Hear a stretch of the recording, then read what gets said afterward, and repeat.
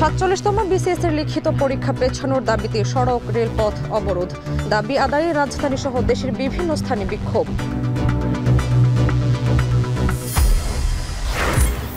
টেকনাফের গহীন পাহাড়ে যৌথ বাহিনীর অভিযান, মালয়েশিয়ায় পাচারের জন্য আটকে রাখা নারী শিশুসহ ২৮ জনকে উদ্ধার। এবং কিশোরগঞ্জে দালালের খপ্পরে পড়ে বিদেশ যাত্রার স্বপ্নভঙ্গ, সরকারি দপ্তর দেখে প্রতারণা, সহায় সম্বল হারাচ্ছেন অসংখ্য মানুষ।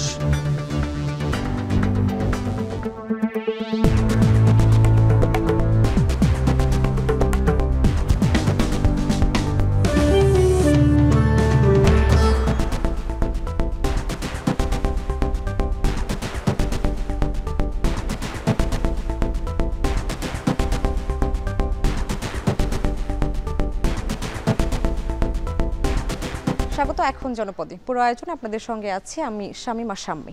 ৪৭তম বিসিএস এর লিখিত পরীক্ষা পেছানোর দাবিতে দেশের বিভিন্ন জেলায় মহাসড়ক ও রেলপথ অবরোধ করে বিক্ষোভ করেছেন বিভিন্ন বিশ্ববিদ্যালয়ের শিক্ষার্থীরা।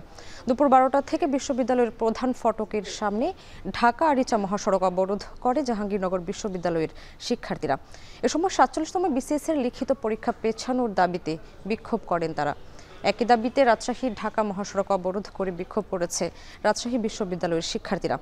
এ সময় মহাসড়কে দীর্ঘ যানজটের সৃষ্টি হয়। এক পর্যায়ে সড়ক ছেড়ে রেলপথ অবরোধ করেন শিক্ষার্থীরা। দাবি পূরণ না হওয়া পর্যন্ত কর্মসূচি চালিয়ে যাওয়ার ঘোষণা দেন তারা। একইভাবে দিনাজপুরে বিশ্ববিদ্যালয়ের সামনের সড়ক অবরোধ করে হাজী মোহাম্মদ দানিশ বিজ্ঞান ও প্রযুক্তি বিশ্ববিদ্যালয়ের শিক্ষার্থীরা। পরে আধা ঘন্টা পর অবরোধ তুলে নেয় তারা। আমাদেরকে যথেষ্ট সময় দেওয়া হয় নাই। আমরা যারা নতুন এবার বিসিএস লিখিত পরীক্ষা দেব তারা আমাদের এই যে সময়টা ২ মাসে কখনোই একটা সিলেবাস কমপ্লিট হয় না। এই বিষয়টা আশা করি না যে ২৪-এর বাংলায় এসে এরকম ছাত্রদের সাথে বৈষম্য করা হবে। আমরা যৌক্তিক সময় চাই। তাদের যদি মনে হয় ৪ মাস দিলে ভালো হবে, তাদের যদি মনে হয় ৬ মাস দিলে ভালো হবে, সেটা ওরাই বিচার করবে। এখন পর্যন্ত পিএসসি তার জায়গা থেকে অনড়, তারা একবারে হৃদয়হীন উম্মাদের মতো আচরণ করছে, যেটা ২ মাসে কোনোভাবে সম্ভব নয়।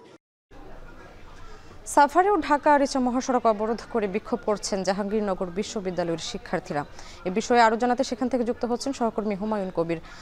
হুমায়ুন, জানাবেন সড়কে যান চলাচলের বর্তমান অবস্থা কি দেখছেন আর আন্দোলনরত শিক্ষার্থীরা কি বলছেন?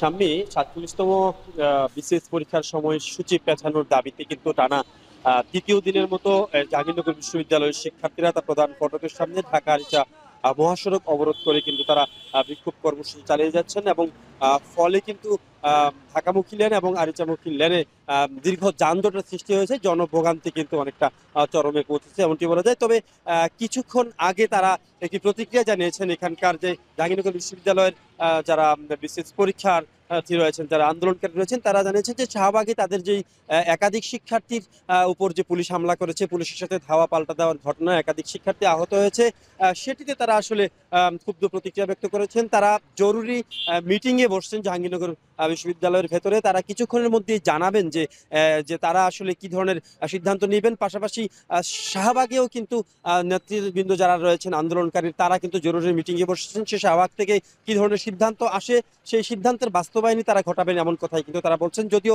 কিছুক্ষণ আগে সড়কের যেই গাড়ি যে প্রতিবন্ধকতা ছিল, যা আটকে দেওয়া ছিল, সেসব আটকে দেওয়া গাড়িগুলো কিন্তু জনভোগান্তির কথা মাথায় রেখে সেগুলো ছেড়ে দেওয়া হয়েছে। এই মুহূর্তে আসলে আমি যখন কথা বলছি যানজট কিন্তু স্বাভাবিক রয়েছে।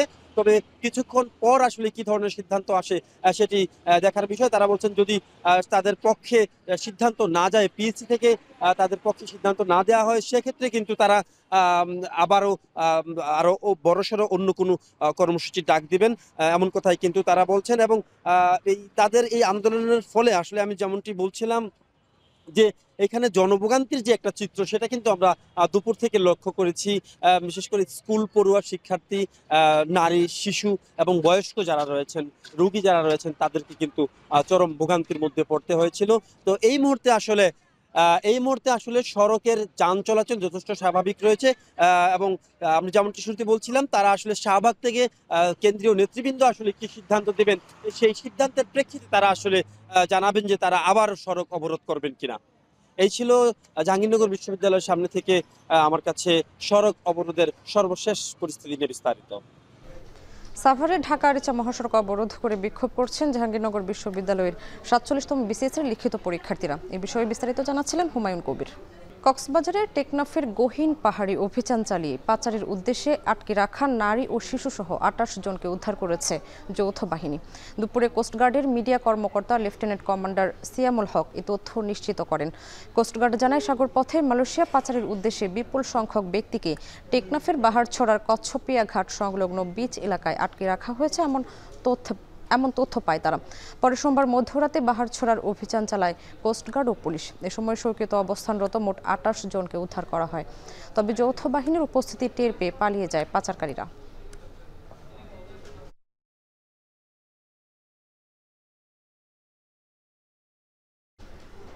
এখন জনপদে নিচ্ছে একটা বিরতি, ফিরছি একটু পর।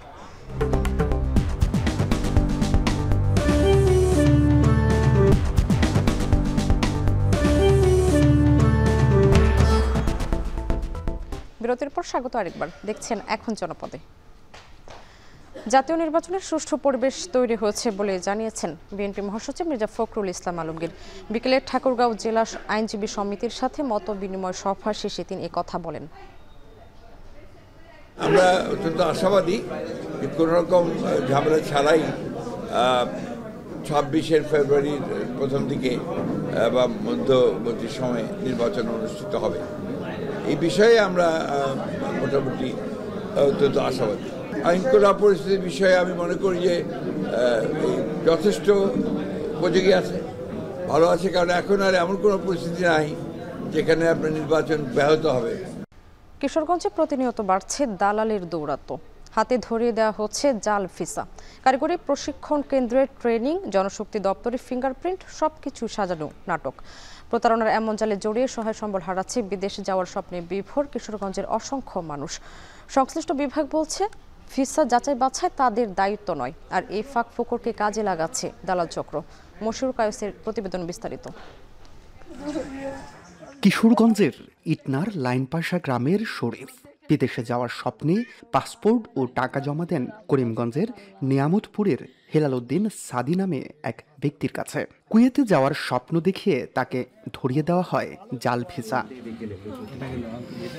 এমন প্রতারণার শিকার শরীফের চাচাতো ভাই ও ভাগ্নে সহ আরো 5 জন। 5 জনের বিদেশে টাকা নিয়ে এখন সে বিদেশে নিতে না, ভিসা আনতে গেলে 2 আরো মাস ধরে করে খুব বিপদে আছে ভাই। 7 জুলাই কিশোরগঞ্জ শহরের সোলাকিয়ার ভাড়া বাসায় নগদ টাকা গ্রহণ করেন হেলাল উদ্দিন সাদির।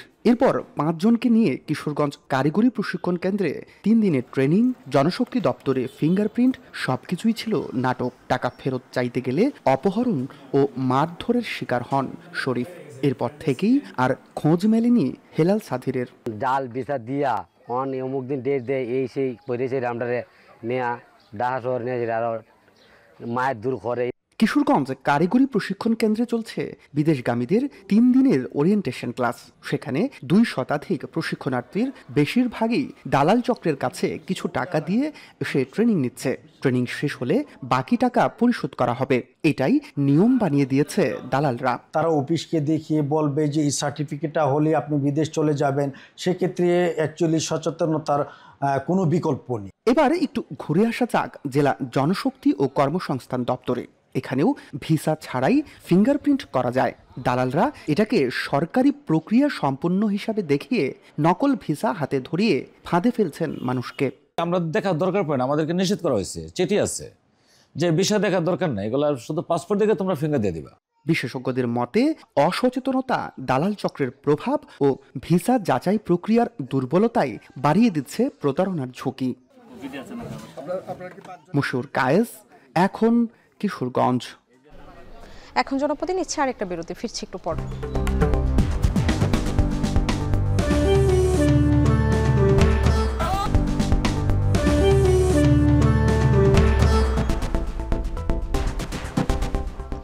বিরতির পর স্বাগত আরেকবার। দেখছেন এখন জনপদে, আর আপনাদের সঙ্গে আছে আমি শামীমা শাম্মী। নানা আয়োজনে পালিত হয়েছে খুলনা বিশ্ববিদ্যালয় দিবস। 1991 সালের এই দিনে বিশ্ববিদ্যালয়ের একাডেমিক কার্যক্রম শুরু হয়। 35 বছরে পদার্পণ উপলক্ষে পুরো ক্যাম্পাস সেজেছে নতুন সাজে। দিবসটি উপলক্ষে সকালে বিশ্ববিদ্যালয়ের প্রধান গেট থেকে একটি র্যালি বের হয়। র্যালিটি বিভিন্ন সড়ক প্রদক্ষিণ করে ক্যাম্পাসের অদম্য বাংলা চত্বরে এসে শেষ হয়। পরে পায়রা ও বেলুন উড়িয়ে দিনটির উদ্বোধন করেন বিশ্ববিদ্যালয়ের উপাচার্য অধ্যাপক ডক্টর মোহাম্মদ রেজাউল করিম সহ আমন্ত্রিত অতিথিরা। এ সময় বিশ্ববিদ্যালয়টির প্রথম উপাচার্য অধ্যাপক ডক্টর গোলাম রহমান, খুলনার রেঞ্জ ডিআইজি মোহাম্মদ রেজাউল হক সহ শিক্ষক, শিক্ষার্থী ও বিভিন্ন সামাজিক সংগঠনের নেতারা উপস্থিত ছিলেন। সকল প্রতিবন্ধকতা কাটিয়ে খুলনা বিশ্ববিদ্যালয় সাফল্যের সাথে সামনের দিকে এগিয়ে যাবে বলে আশা ব্যক্ত করেন তারা।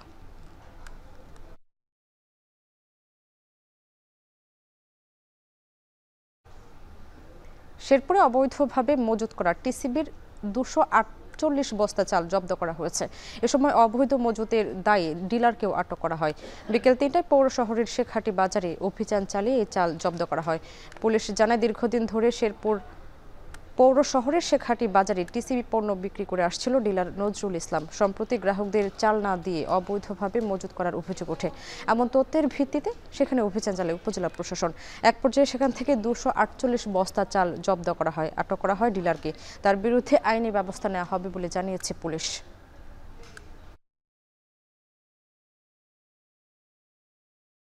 সৈয়দপুর সেনানিবাসের ইএমই সেন্টার অ্যান্ড স্কুলে ইএমই কোরের বাৎসরিক অধিনায়ক সম্মেলন অনুষ্ঠিত হয়েছে। এতে প্রধান অতিথি হিসেবে উপস্থিত ছিলেন সেনাপ্রধান জেনারেল ওয়াকারুজ্জামান। সেনাপ্রধান সম্মেলনে উপস্থিত ইএমই কোরের ইউনিট সমূহের অধিনায়কগণ সহ এবং অন্যান্য কর্মকর্তাদের উদ্দেশ্যে সেনাবাহিনীর উন্নয়ন কল্পে বিভিন্ন দিক নির্দেশনা প্রদান করেন।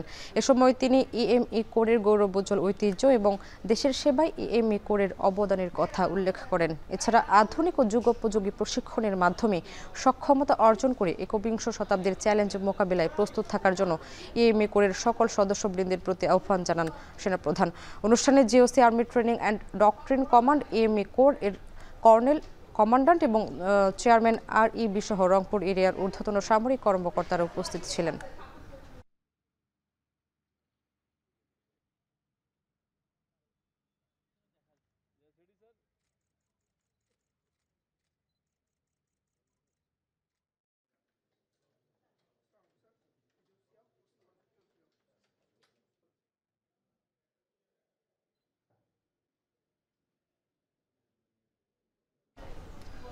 এর মাধ্যমে শেষ করছে এখন জনপদে। এখন টেলিভিশন ওয়েবসাইটে দেখতে ভিজিট করুন www.ekhon.tv। এছাড়া ফেসবুকে দেখুন facebook.com/tv.ekhon এবং ইউটিউবে দেখুন youtube.com/c/ekhon tv।